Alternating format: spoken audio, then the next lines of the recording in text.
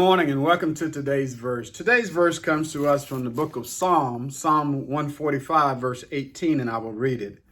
The Lord is near to all who call upon him, to all who call upon him in truth. Here we have a word from David, a psalm of David, and throughout this psalm, he declares the attributes of God, that God is gracious, that he is righteous, that he is loving, that he is kind. And he reminds us that God is near. God is near to all that call upon him. And he answers them that call upon him in truth. You see, God knows the desires of our heart. He knows our motives.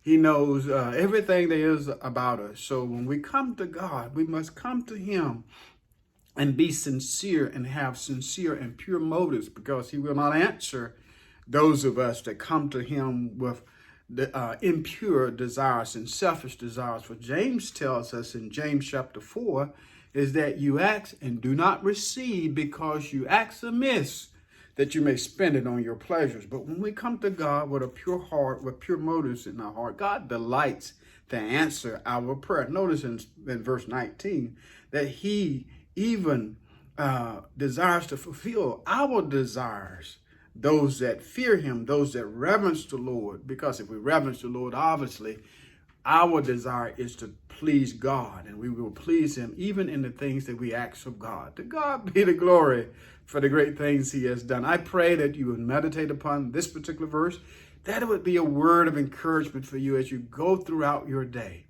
And as you come to the end of this day, the weekend is coming. I pray that you would get some rest, that you would be refreshed and ready to go again. And tune in again tomorrow as we consider today's verse. Amen.